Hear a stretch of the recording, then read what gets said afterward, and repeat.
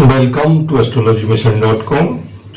ये कुंडली है श्रीमान धर्म सिंह देओल और जिनको हम पहचानते हैं फिल्म स्टार अभिनेता धर्मेंद्र जी के नाम से। इनका जन्म जो है 8 दिसंबर 1935 में सुबह 6 बजे लुधियाना पंजाब में इंडिया में हुआ था। इनका जन्म जो है संडे के दिन भरणी नक्षत्र के चौथे चरण में वृश्चिक लग्न में हुआ था और इनकी राशि है मेष। इनकी कुंडली में हम ये बताना चाह रहे हैं कि सेकंड मैरिज का योग किस तरह है। अभिनेता धर्मेंद्र जी की शादी, पहली शादी 1954 में प्रकाश कौर जी से हुई और उनसे इनको 2 पुत्र सनी और बावी और 2 पुत्रियां विजेता और अजीता हुई। लेकिन जो 70 के दशक में जो है जो फिल्म अभिनेत्री ड्रीम गर्ल हेमा मालिनी के ये चक्कर में पड़ गए और उनसे इन्होंने 1980 में दूसरी शादी कर ली और जिससे इनको फिर 2 संतान हुई, ईशा और आहाना।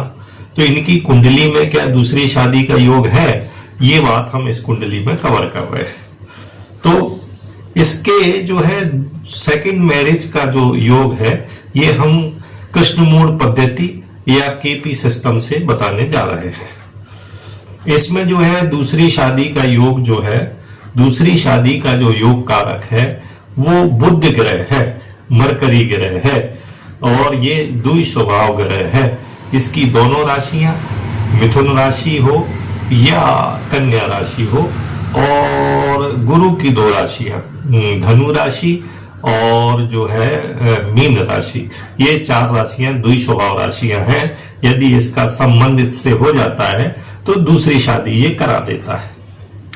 अच्छा, पहला नियम, यदि सप्तम हाउस 7वें घर का उपस्वामी, 7वें घर का उपस्वामी, तो हम देखेंगे 1 2 3 4 5 6 7, 7वें घर का उपस्वामी यदि बुध हो तो दूसरी शादी होता है। तो हमने गिन लिया 1 2 3 4 5 6 7, ये सप्तम भाव का उपस्वामी सब लॉर्ड। तो ये आए, ये है राशि लॉर्ड, ये है नक्षत्र लॉर्ड, ये है सब लॉर्ड। सब लॉर्ड यदि बुध होता है तो ये दूसरी शादी करा देता है।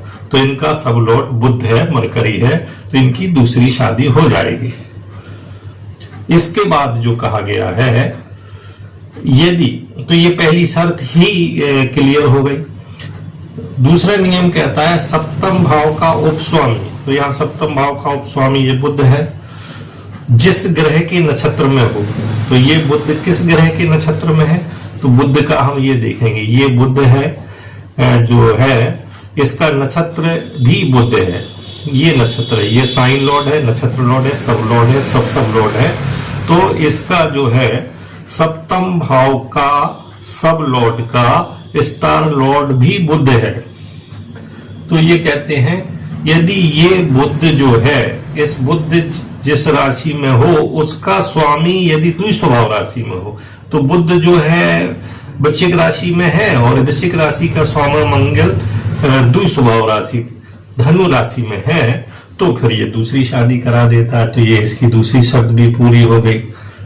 इसके बाद जो कहते हैं सप्तम भाव पर, सप्तम भाव का जो सब लॉर्ड है यदि वो जलीय तत्व राशियों में, जलीय तत्व माने 4 8 12 राशियों में है और उसके बुध के ही नक्षत्र में है, तो इनका जो सप्तम भाव का जो सब लॉर्ड है बुध है और ये जलीय वृश्चिक राशि में है और ये जो बुध है ये अपने ही नक्षत्र में है, ये अपने ही नक्षत्र लॉर्ड में है, तो इसलिए इनकी दूसरी शादी हो गई।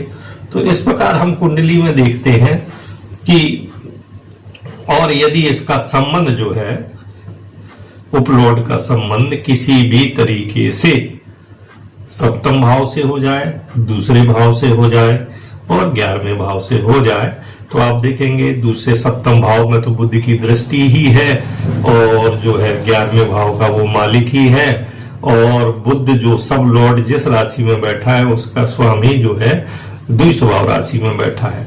इस तरह जो है अभिनेता धर्मेंद्र की कुंडली के ये सारे नियम जो है टैली होते हैं। इसलिए जो है इस सूत्रों को आप किसी भी कुंडली में लगाकर उसकी दूसरी शादी के प्रॉमिस को पक्का कर सकते हैं। नमस्कार।